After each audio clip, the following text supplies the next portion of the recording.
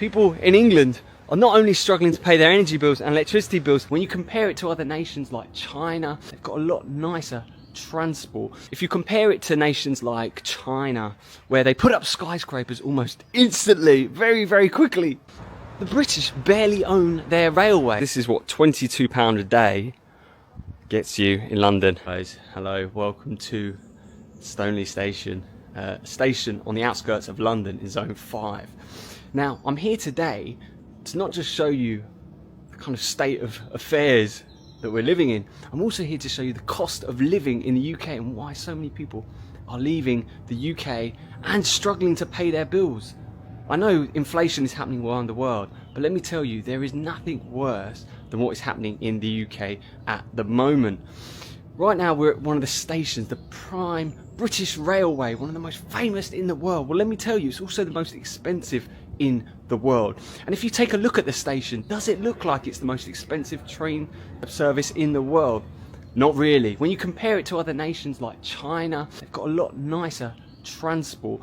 But I'm here today because I want to show you the cost of things. Now, let's have a look at how much a train ticket here in London to go one stop costs. Let's have a look.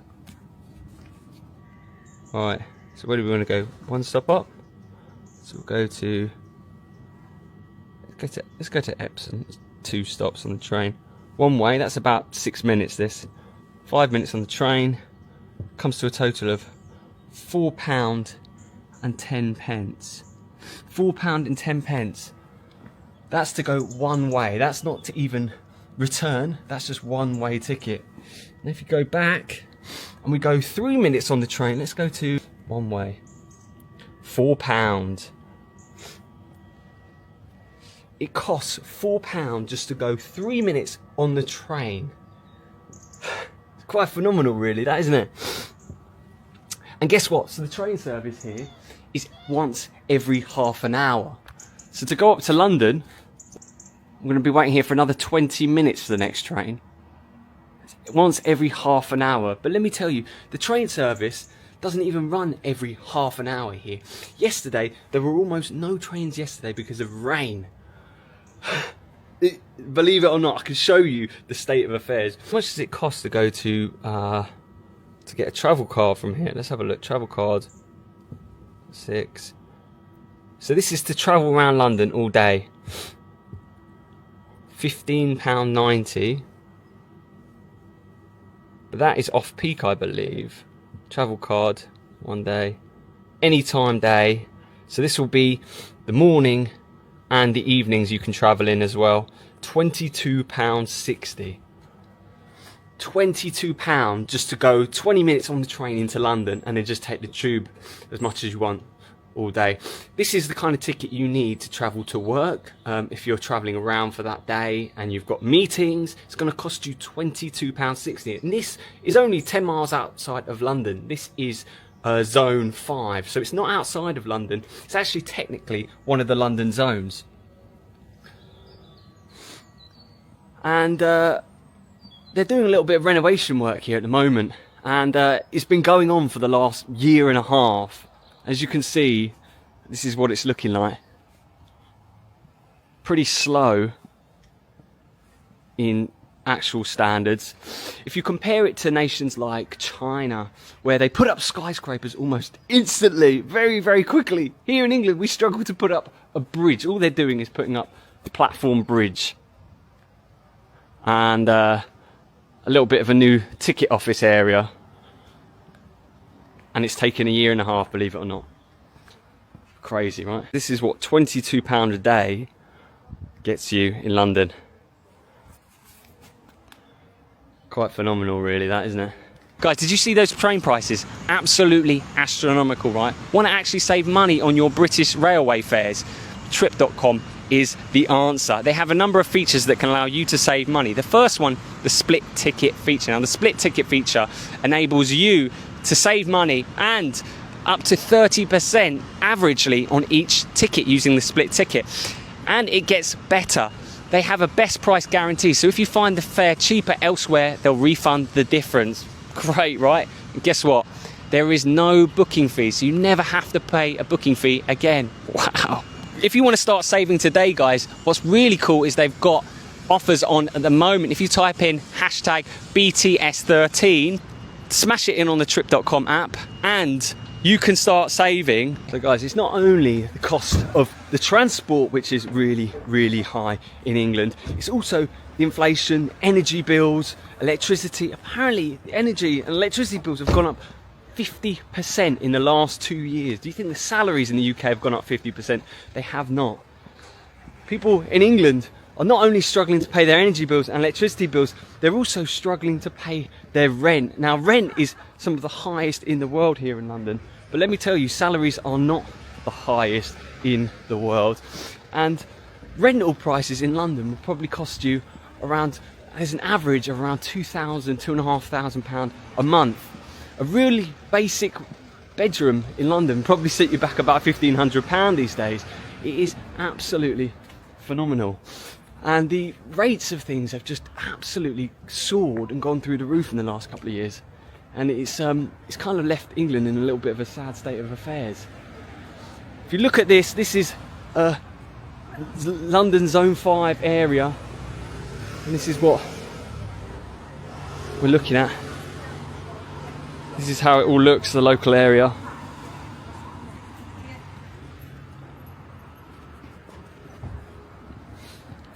Now, I want to show you how much a property might cost you around in this area.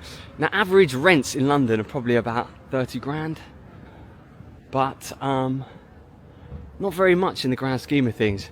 If you look at some of the properties here, there's some really nice properties. You can imagine how much they cost. 625,000, wow. It's phenomenal, really.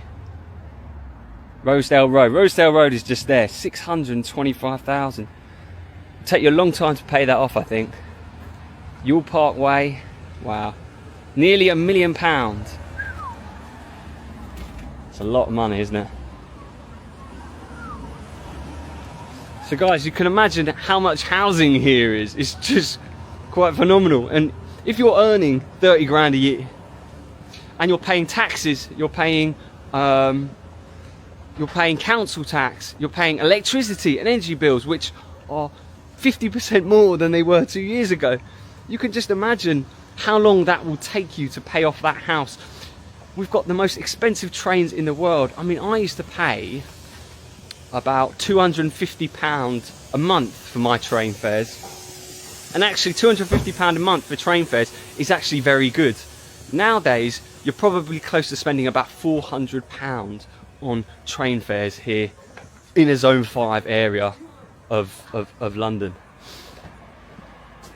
It's really, really, really quite tragic, actually, if you think of it in the grand scheme of things.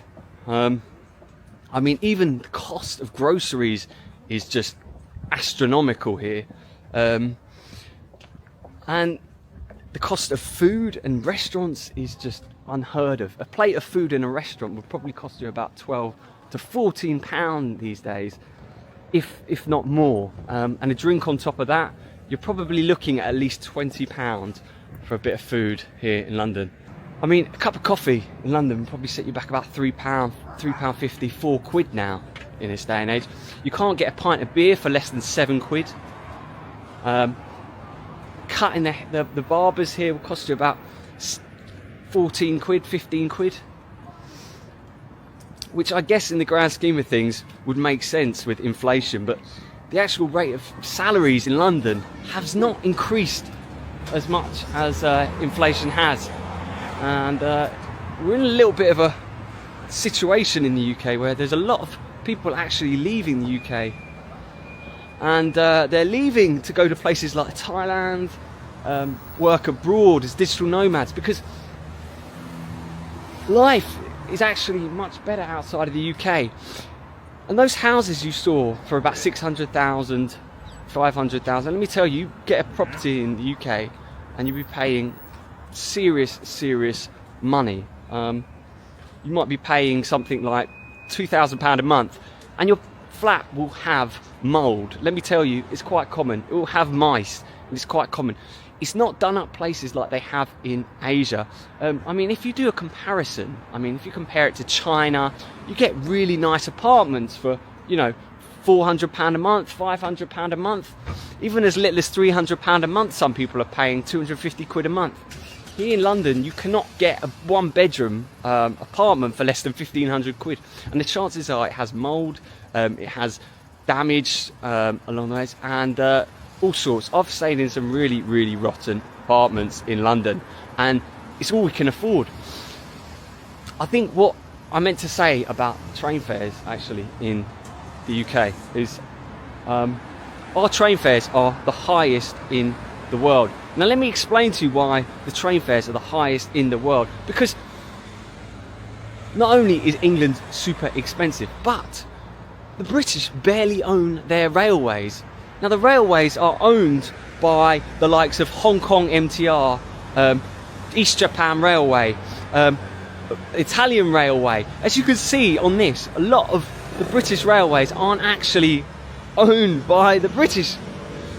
And yet when you compare the prices we pay in the UK for our railways, now I seem to be badgering on about the railway, but when you're in a place like this is Zone 5, and let me tell you, when that railway doesn't work, you can't get anywhere unless you drive. And even when you drive, you've got to pay to go into London, because there's a charge to enter London. I forget the name, but you have to pay.